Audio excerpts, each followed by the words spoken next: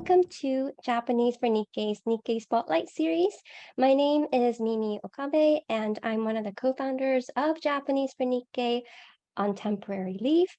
Japanese for Nikkei is an online education platform for Nikkei learners of the Japanese language. The Nikkei Spotlight series was created for a community to celebrate the voices of Japanese Canadians and Americans, as well as those who have connections to Japan, giving talks on their field of expertise.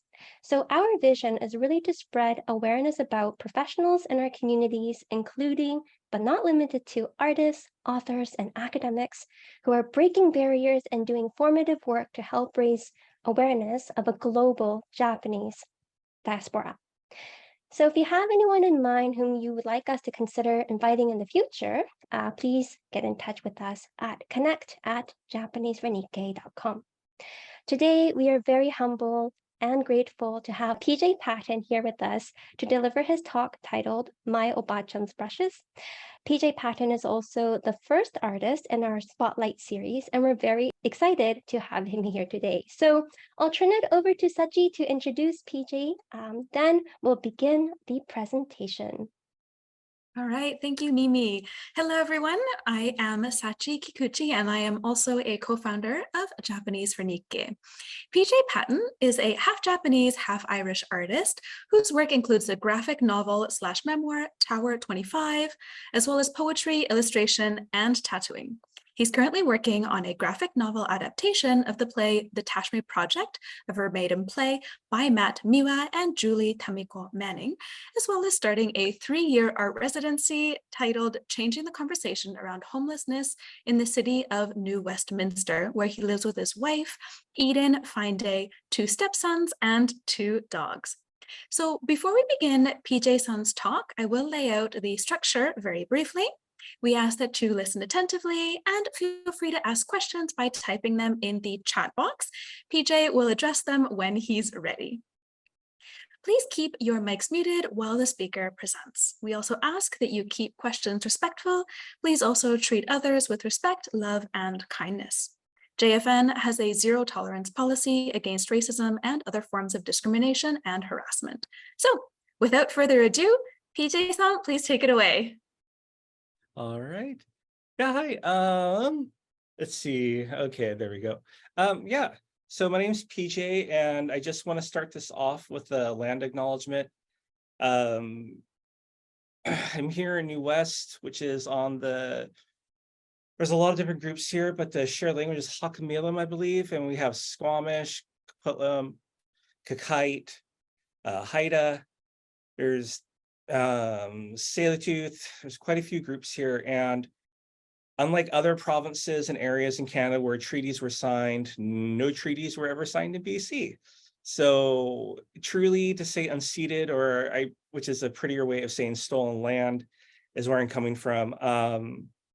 And that's something I try to, I don't know, either offer service to the Indigenous community here, whether through doing tattoo work for free or bartering or whatever's, whatever's appropriate for them, or doing work, helping out at ceremonies. I'm married to a Cree woman, and I go to events with her and just offer to help because what does reconciliation look like? I don't know. It's complicated, but I just, trying to figure out what that is for myself as I recently gained citizenship here a year ago.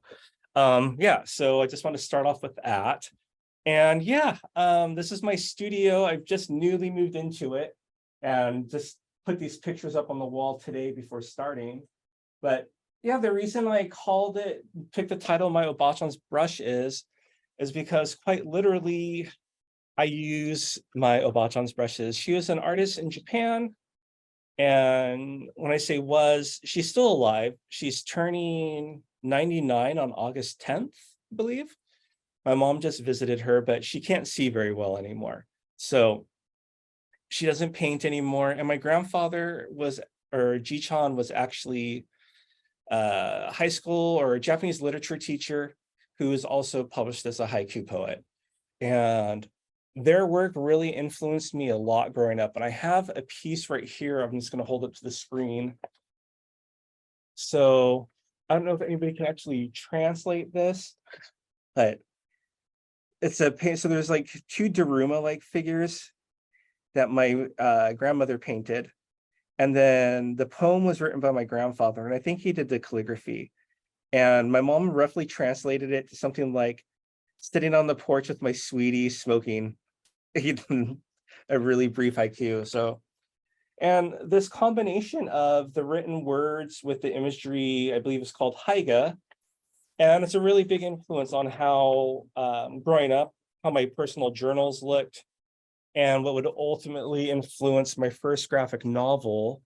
I'll just hold this up here because this is the only cover image I have. This is called Tower 25. And it's not the most lighthearted graphic novel, but it's a memoir about my own experience dealing with homelessness and stuff. But I will kind of start getting into sharing some of the work, so bear with me for a sec. And so yeah, so I'm just gonna look at some of the artwork I loaded up here and just kind of talk about how much the influence there is. And a lot of this stuff was actually done with my grandmother's brushes and her inkstones. I have all of her brushes here that were gifted to me, along with this cup that she made to hold all of her brushes. I was really happy when my mom came back from Japan a couple years ago. She brought me this really beautiful cedar box, and it was filled with all of her old like paint dishes and stuff like that. And it was quite an honor for me to receive that. And my mom, even though my grandma can't see very well anymore, my mom will show her pictures of like artwork I've done using her brushes, and it makes her really happy. So it makes me pretty excited to see that. So let's see. This is a piece that I did with my grandmother's brushes, and it was for a hospice awareness fundraiser. And to say too, I also spent 10 years living at a Buddhist temple in Northern California before I came to Canada. And so praying for the deceased was, I don't want to say it was my job, but when you live at a temple, it is part of your daily routine. You know, it's something that it's very special that you are doing it. And I feel really honored that I had that opportunity. And a lot of it's just like, for me, is when the merging of words and imagery, you just get something, there's a synergy that happens. So like with this, there's 3 sticks of incense that I would do that I would burn as an offering before starting my prayers.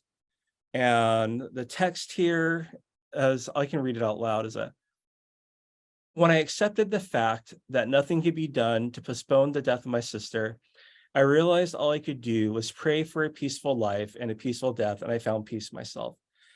So not in haiku format or waka, I think is the longer format, but at the same time, I feel like the writing of it is very much kind of, if you've read like the Japanese death poems, or a lot of the Japanese poetry will have kind of that stripped down feeling, I believe, where you can talk about something very that's serious, but ultimately, you kind of just simplify it. And I feel like the image with the writing without the drawing of the incense, or vice versa, wouldn't really make sense. So I also do tattooing. And this client asked me to do a mashup of Star Wars and Japanese. So I started with and he was really into like Darth Vader and all that. So I started by turning Darth Vader, Boba Fett, and a stormtrooper into samurai helmets, which this is the beginning of right here. And there's I don't know if I have I don't have the finished result. It's almost done, but this is one of those things where I really do like about being Japanese and like having a cool opportunity to do a mashup of different cultures. Yeah, so, and I was really happy that this guy reached out to me specifically because I was Japanese and he will like my art style. So as just one example, not my Obāchan's brushes, though, definitely. My grandmother would have a heart attack if she found out I was a tattoo artist, as my mom did and tried to scrub mine off with a sponge when I was 18. So this one though is more getting into haiku. This is from my time at the temple. And so it reads, I looked up at you, Kuan Yin, with your 1,000 arms and asked for a hug. And so I didn't draw the 1,000 hands because obviously there's not enough room. But once again, it's just like a really simple haiku, and just with the imagery of the hands. I'm not sure how many people are familiar with the Kuan Yin statues, or Avalokiteshvara in Sanskrit, or Chenrezig in Tibetan, I believe. And it's a 1,000-armed bodhisattva. And so when I lived at the temple, this is one of the main statues I was working on. And I would just go pray to it a lot because it was really dear to me and the project was really dear. So this one I call Half-Breed Legacy. My dad was in the Marine Corps, which is how he met my mom. And growing up, coming from my dad's side of the family, is nothing but war vets. World War I, World War II, Vietnam, Korea, and so on. My dad was a Vietnam vet. And so growing up in such like all my friends' parents were involved in the military to some degree, it felt like. And so growing up, very much TV a lot on Saturdays in the early 80s was like old World War II films and stuff like that. And that was really common for kids to play war. And it was really confusing because also I'm not Japanese passing visually, but I'm also not white passing either, and my name is white. And so kids would want to play games growing up that were like involved, like, blowing away the Japanese or the Germans, or you would read about World War II in school in US textbooks as well. And US textbooks are, pretty jaded as far as what, over everything. And so this one, this one is a kimono with with bombs dropping, not necessarily in reference to the atomic bombs, but also just like the Tokyo fire bombings. And so, once again, this was done with my grandmother's brushes and her ink stones. I have it behind me, but this is a better photo of it right now. And so, once again, just kind of trying to make sense of what it is to be a Hapa or mixed, especially when you're not passing for either culture. This is one of my favorite pieces. And I thought about maybe doing a show titled like a whole series called Half-Breed Legacy, just because I feel like it's, I don't know, it's just part of me, and making sense of that. My grandfather in Japan, my Obāchan, my mom related the story to me that he was in the military in Japan, and I'm not sure, I think he might have had some health issues, so he didn't have to go fight, but because he was so good at writing poetry, he was writing haikus and love letters for the commanding officers to give to their mistresses. And that's what kept him safe during World War II. Not the most like noble thing, but art saved his life, I guess, or kept him from going into conflict, into the actual conflicts. On a larger thing, like I've always just kind of tried to make sense of when I see so many people that aren't Japanese making Japanese style artwork. It's huge. And so recently I've just made more of an effort to start studying more Japanese art styles. Just to kind of pull from my influences, because that is like my heritage or your heritage. And I often feel like being part Japanese, that I need like a creative license to do Japanese stuff for some reason, which isn't true. So this is a Kokeshi doll that I got and I'm really obsessed with Kokeshi dolls. They're just kind of fun little mediums.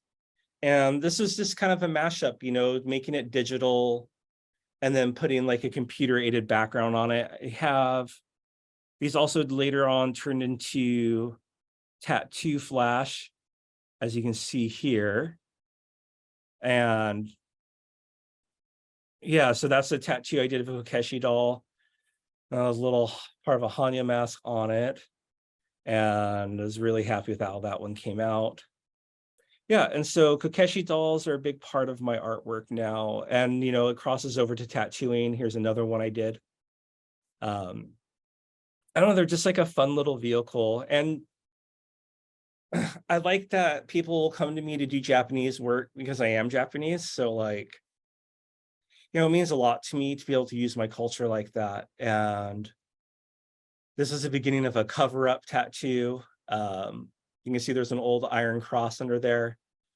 I was able to put a koi fish over it. And this is just a first pass. Once again, it's a whole sleeve now where it's at. And then also merging different parts of like Japanese artwork into things like, what's the name of that style where you use gold to fill in the cracks in pottery? So my friend Nadine, who's also she's half Japanese as well, she wanted a koi, but she wanted something to kind of resemble like being put together from different pieces. And so there's like a yellow goldish vein running through the fish to kind of show that was put together again after being like separated or different pieces coming together. And next to it, I believe that's for Nakagawa, which is her last name. And God bless her. I think she was the second person I ever tattooed. She just volunteered. So next to it is like the second tattoo I ever did. And then much later, she came back and got this one from me. Yeah, and then in terms of, I don't know, does anybody have any questions or anything? Because I just kind of feel like I'm monologuing, which is like a huge fear of mine. So trying to see, does anybody want to ask something? I have chat open. Well, I can keep going. I will. Okay. So, and then, yeah, so like, I feel I was having an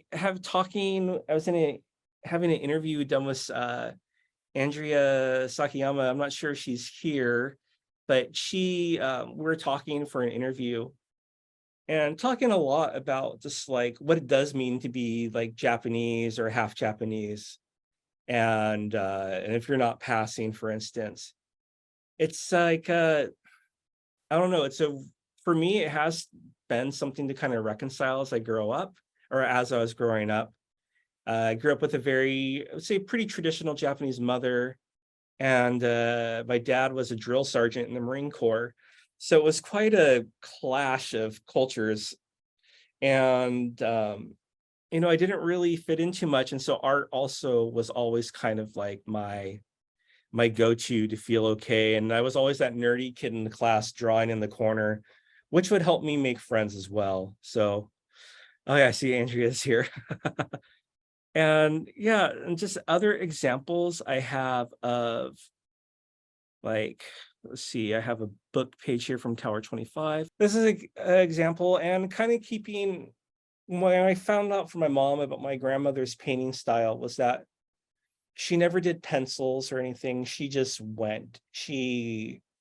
Once the ink started, like that's it. You just had to go with it. And I've really loved the spontaneity of that and the fact that you have to just commit to what you're doing. And so with my book, it was about my time homeless, and it was a very personal subject. And it was something I never really processed. And I didn't actually start it till after my 10 years at the temple. And I freehanded the whole book in ink and markers, no pencils, no script. And I found that kind of spontaneity that was inspired by my grandmother really kind of helped the book come out in a way that, I don't know, allowed me to get out of the way of it, I guess. And though it's not in haiku format, but I still feel like it's very minimalist, and the text is always like, I feel very like haiku or Japanese influenced, even if it's not like in perfect meter or anything like that. This is kind of a recurring theme through my art, where it's these street lamp islands. It kind of have to do with just the isolation of things, whether living at the temple or my own homelessness and growing up. And at the very top of that street lamp, there's a paper lantern, and the character on it is for Yume, for dream. And you can see once again, there's a monk sitting there and there's 3 incense sticks offering incense for the triple gem, but it's also a play like on a ukiyo, the term for this floating world. So also like this monk is like floating above the world and looking down like at what would be called samsara in Buddhism, just like this world of suffering or whatever.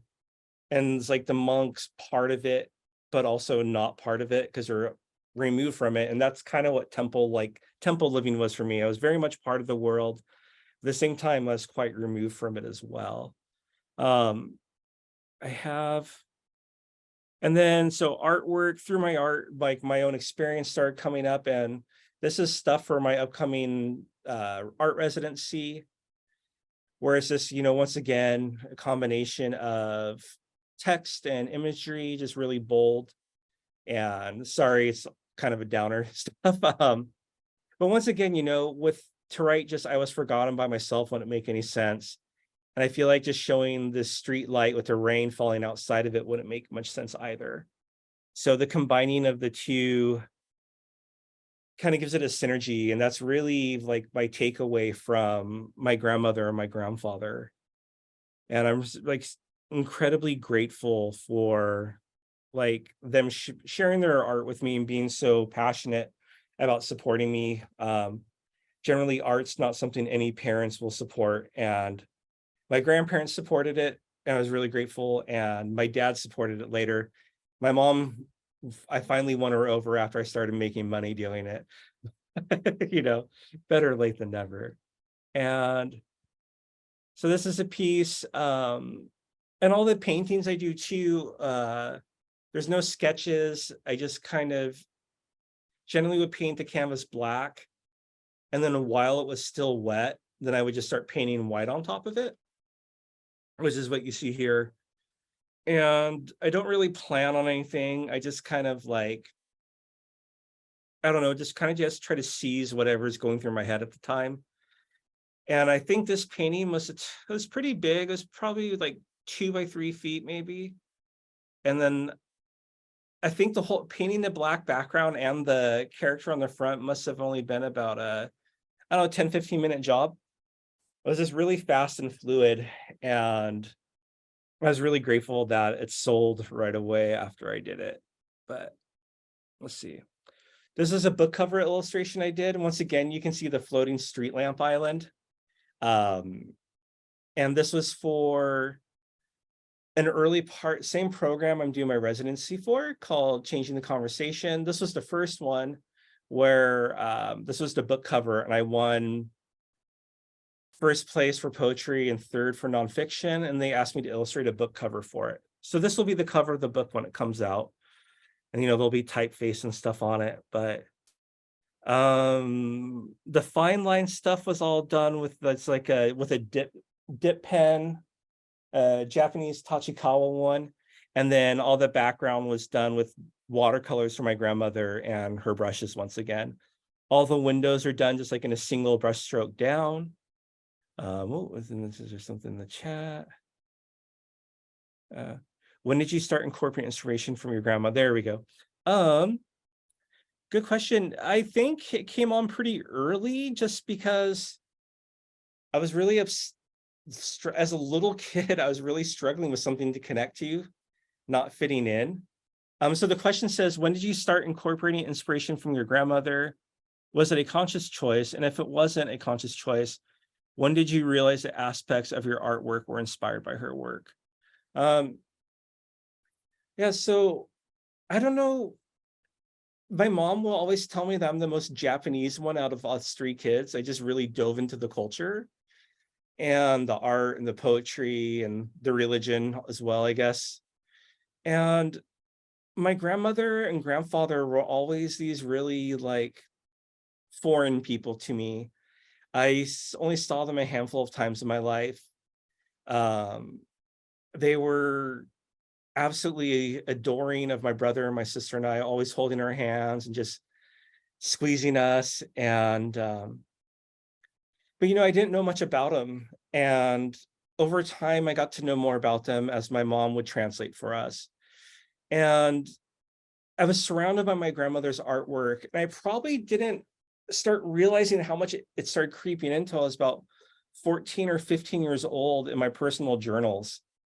All of a sudden, I looked at my journals and I looked at like a piece of artwork in my mom's house, and I realized like the layout was the same way.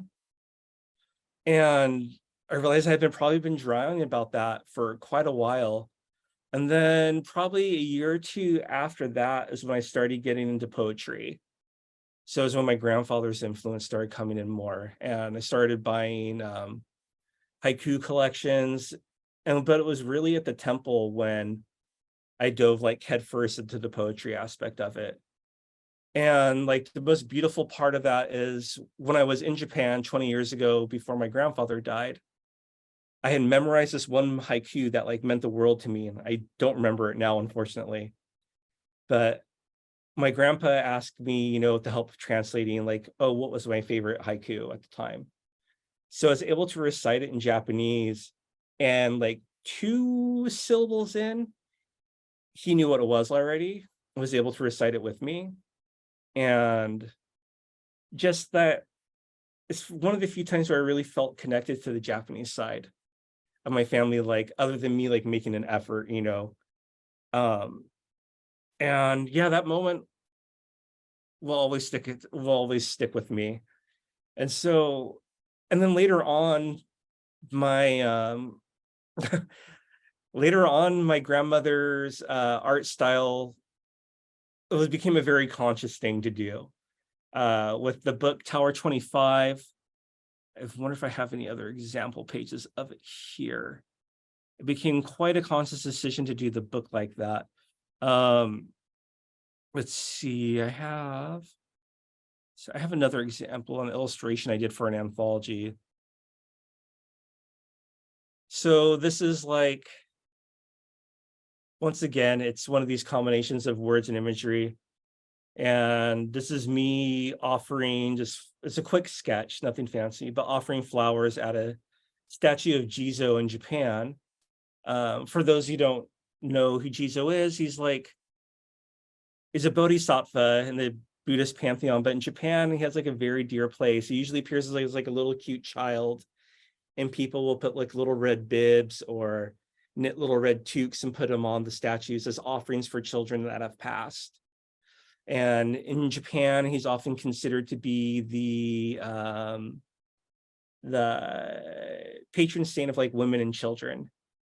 And so this is a real moment from my life. While I was in Japan, I was offering flowers to a Jizo statue in memory of one of my friends that had passed away. But yeah, let's see. I'm really moved by your Japanese and Irish.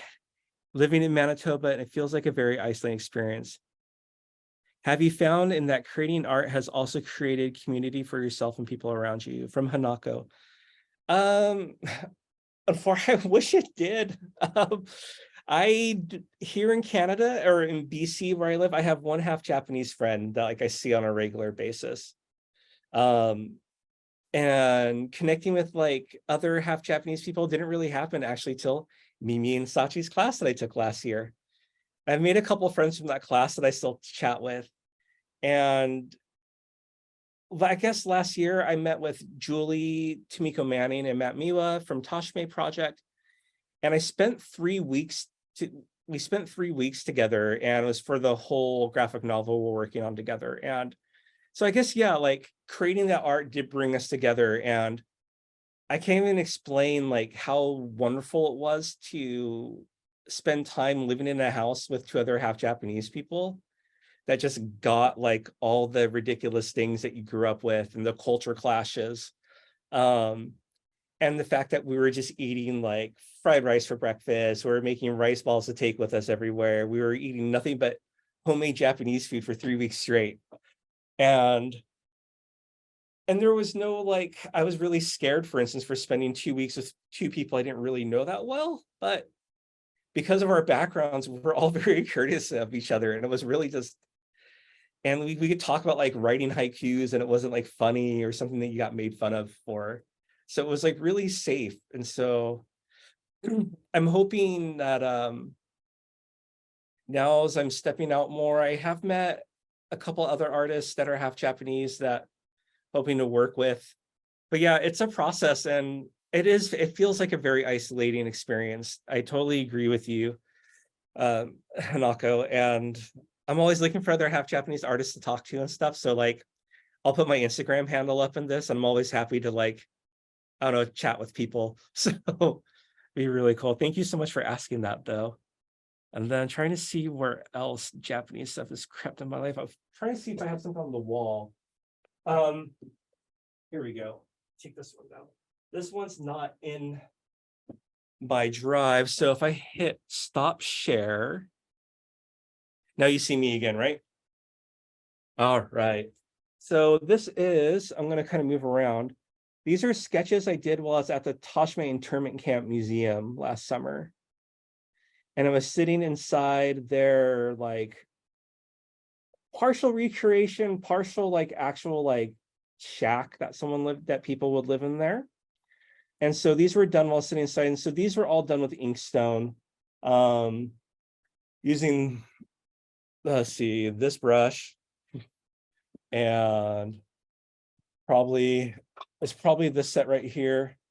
There is a swastika on this, but it's in Japanese Buddhist context, so please don't take it the wrong way. And this little portable inkstone set.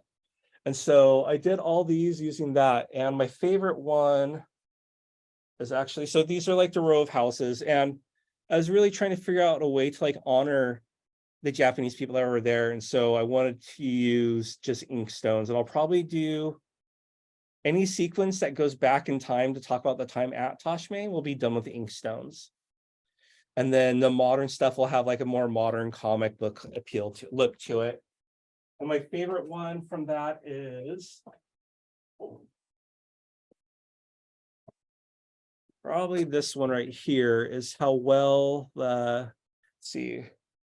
Yeah, the one with the scene with the lantern came out hanging in front of the window.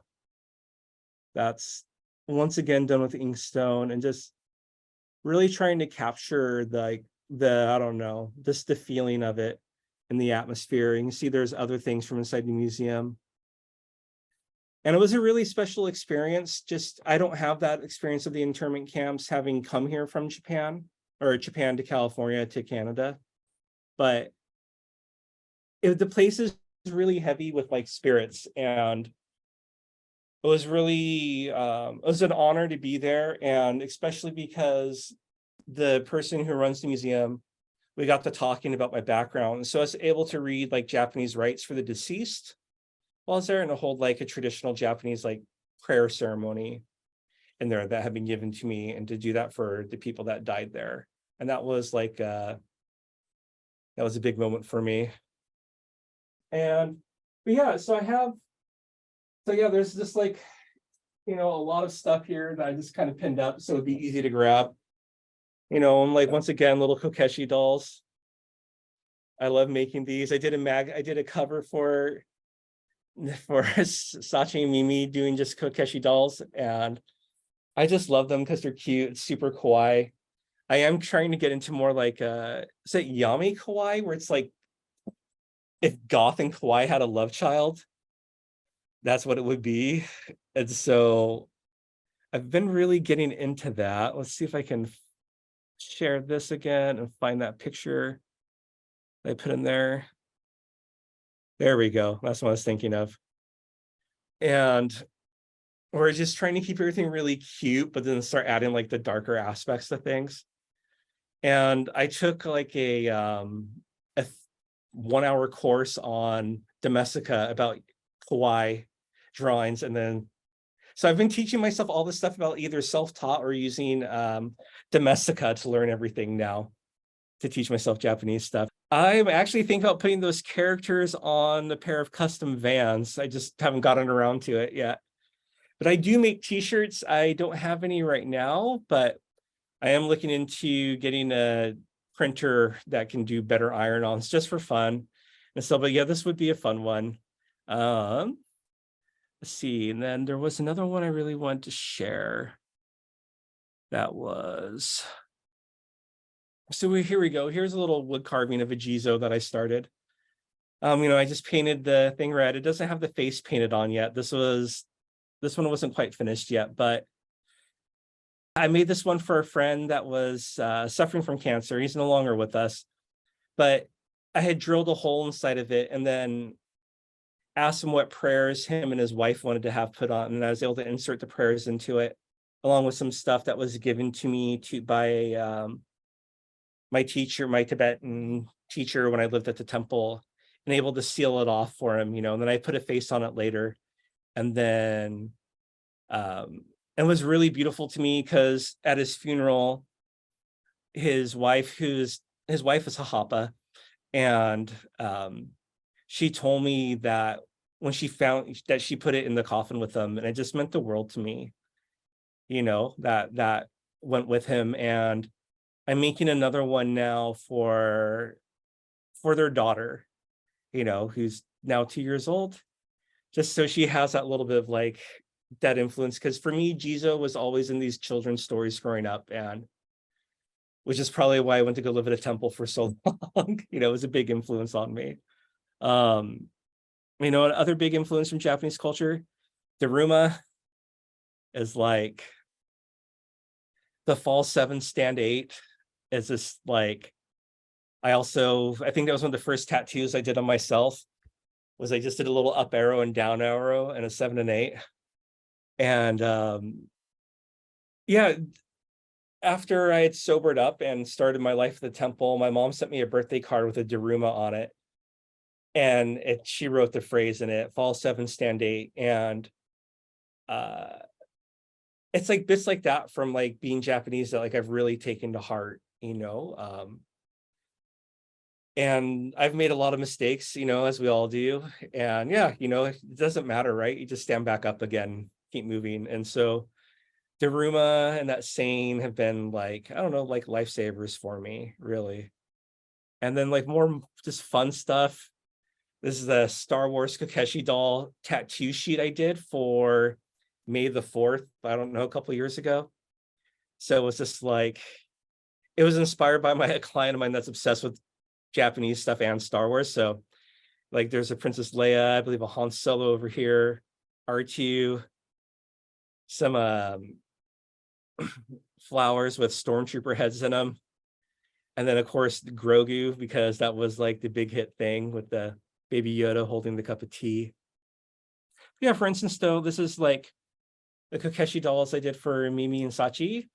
And my goal was just to show like different people, like, because being mixed Japanese looks like a lot of different things. And so that was kind of the idea behind us, to show different hair colors, different eye colors, but then using the kimonos to kind of just tie everything together as, everyone being Japanese. And that quote on there is really good. Actually, it's just like, and yeah, it's like, to get back over like on the whole like being half and everything, is like, why do we have to prove that we're Japanese to people? And, and if you're not white passing or Japanese passing, how do I prove to people I'm Irish either? I'd never look like either one. I kind of blend into whatever brown culture I'm around, which has advantages, but I'm pretty ambiguous racially. And like I said, which has advantages, but it sucks sometimes. My wife and I talk about this because she's half First Nations and half Ukrainian, and you just never really fit in either place sometimes. And it can be really like, I don't know, isolating, confusing way to grow up. But Japanese culture has a lot of cool stuff to pull from it. So like, I kind of realized that one day there's so much more I could be like reading and researching for inspiration. Like there's a Japanese tale, and the original art piece is a ghost coming out of like a paper lantern, and some like graphic bloody ghost story. But then I kind of thought like, how cool would it be if like, this is like me, like as a little kid, as I didn't look like, but in my mind when I drew it. And if I just, and also kind of like that whole play on like on being friends with your demons. So it's kind of like, what if like my demon just like hovered or above me as a balloon and went with me everywhere? And they talk about demons so much more in Japanese culture too. I feel like it's just kind of there. So yeah, so that's me carrying my demon around. Once again, done with brushes and inkstone.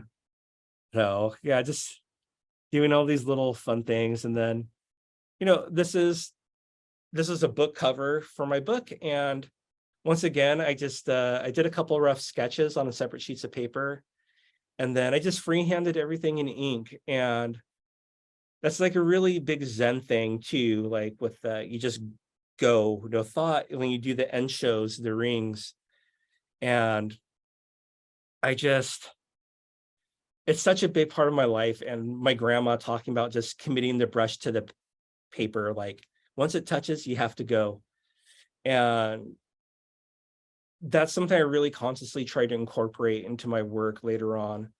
I may do like a bunch of rough sketches, but then when it comes down to it, there's nothing. I just go for it. And if it works out, it works out. But there's also that whole concept of wabi sabi, right? Where perfectly imperfect in art, like a visually perfect ceramic teacup isn't that as great as one that's got like the perfect flaw in it, And so I feel like when you just freehand and commit to doing things without a lot of planning, then those aspects, like happy accidents, to quote Bob Ross, right? Happy trees, happy accidents, and then they happen in your work. And yeah, that's just nice. Well, thanks for the twist on the lantern image. I appreciate that. It's one of my favorite drawings, and I think it's my most liked image on Instagram. So I should follow up with that one more. Where's my water? But yeah, does anybody have any? I mean, current projects are working on the Toshme internment camp graphic novel. I have just applied for a grant for an illustrated poetry volume that I'm working on, which I will now actually title my Obāchan's Brushes because it's a sweet title. And then I was talking with Mimi before this started that in my interview with Andrea Sakayama the other day, I was talking about how like I wanted to do something like about like the whole Hapa experience and what that's like. And I don't want to do like another memoir book, but I guess it'd be influenced, by my own experiences and experiences of others that I know. But I've been doing a lot of research on just to do like an actual like traditional manga and format. And so that's my current research project. And I spend a lot of time just sitting in my studio, like reading books, looking at references. Luckily, I love reading manga, so I do a lot of that. And then reading things on theory and stuff. I have, this is probably my prized possession right now. This is the original storyboards from Princess Mononoke. And so you can actually just see how like he laid out the whole film for animation. And it's really cool just to see how it's broken down. I ordered the book from Japan. I was really excited when I saw it was available. It was my treat to myself. But yeah, I don't know, does anybody have any questions or, oh yeah, actually, I'm only wondering if it's possible if we could order Tower 25 on the Japanese for Nikkei website. I'd love to read it. I don't think it's on the Japanese Nikkei website, but yeah, I mean, I'm always happy to talk to people, so if you want, I mean, if you reach out and if you want to order a book, you can just send me an email and I can, I have a stack still, so I can personalize it. And, if you order one directly from me, I'll send a piece of original art with it from the book. I'll just pick one at random and put it in the cover and send it out. Yeah, any other little last minute questions, I guess? I hope I didn't ramble too much and I hope it was coherent. I do have a question if it's okay. So I wrote my comment down and then I have a question for you. So thank you really for your talk today. I really like, your story about your grandmother and how it kind of informs your art, and how you are using your heritage to find new meaning and appreciation with the culture, but also in your role as an artist. I also really like how you combine tradition or traditional art, such as ukiyo-e, but you're redefining that tradition through your kind of like quote unquote Nikkei experience, which I thought was really, really cool. My question though is, so you showed us like your selection of brushes. Out of them all, your grandmother's brushes, like which one do you use most frequently? Which one do you like the most? This one right here. I don't know why. I think this is actually the first one I got from her. And I got really used to it. I could do everything from fine line to broad brush strokes with it. And I get like all like misty eyed even just thinking about it, like, and before I use them, like, I don't know, depending what I'm drawing, and also before like I start tattooing, usually like I'll say like a little prayer to Jizo. I have like a shrine in here in my office or my studio. I just put little offerings, and I also have like little sake cups up there and a daruma for here. I'll try to see if I can't share this for same prayers to my ancestors. So yeah, there's a large Jizo, daruma, little couple sake cups and stuff like that. And I guess I just try to stay really connected to that and everything I do,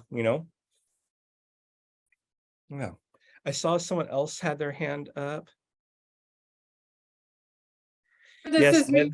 Sorry, I was going to say that I'm also an artist as well. So I could, and my research is pretty much manga, anime, different media. I could show you one example. Okay, sorry, that's a graph paper. Sorry for the live. No, it's all good though. No, for sure. Let's connect on Insta.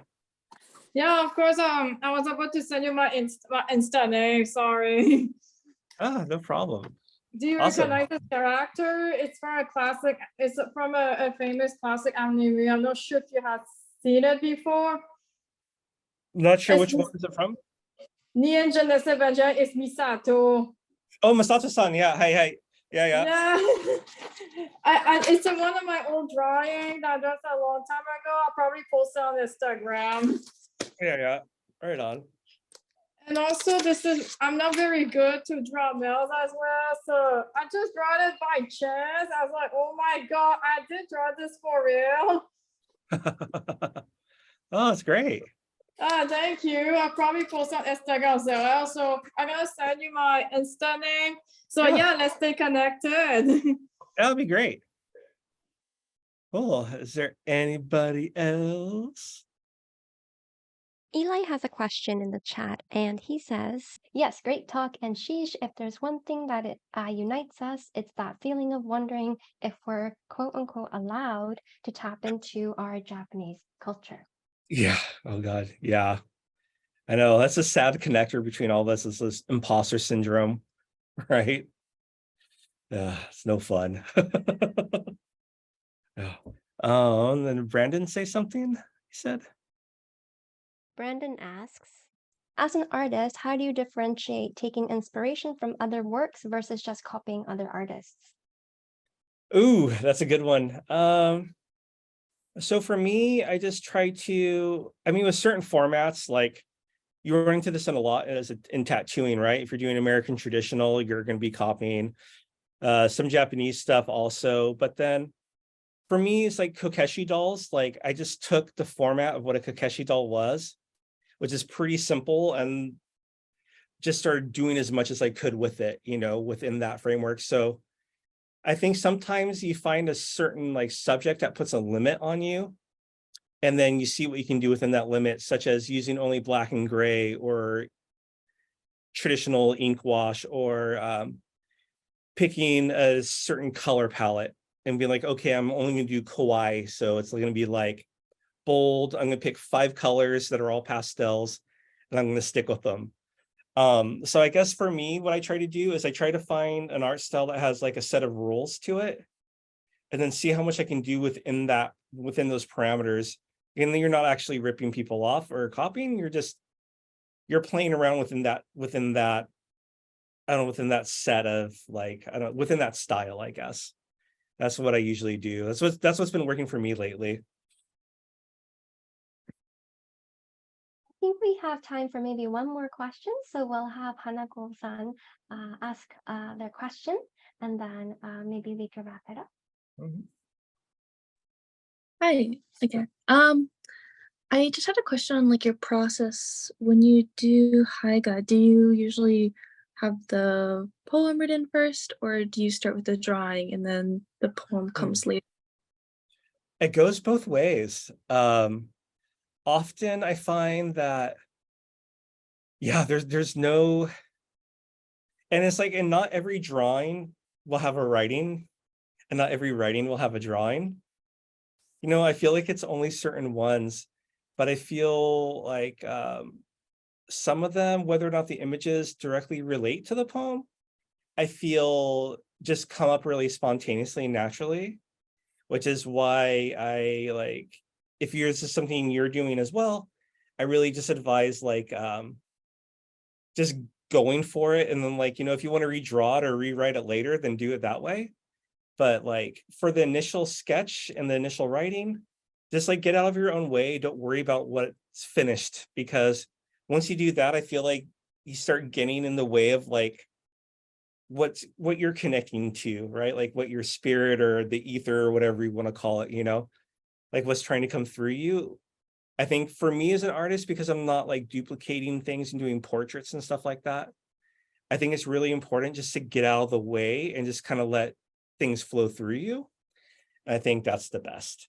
You're welcome to I put my email, my Insta in the chat, so you're also welcome if you have any questions, if you want to talk about that stuff, you're more than welcome to send me a message. I'm more than happy to respond.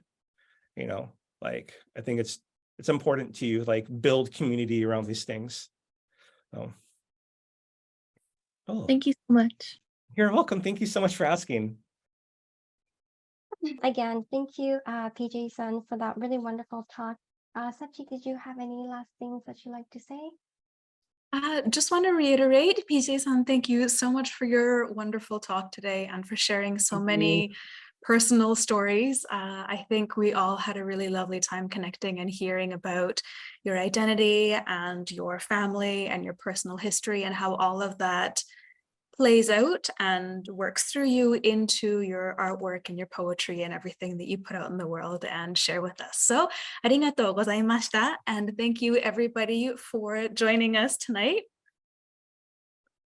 Oh yeah, I appreciate it. I just want to say thanks to everybody and coming to listen. And you know, like I don't know, it's like it's an endless thing, right, to figure it out. But like if you're half Japanese and you're trying to figure out like what to do, like my wife and I make this joke all the time: do everything with the confidence of a mediocre 35-year-old white man, because they will just do everything and appropriate everything. And for some reason, there's no shame, right?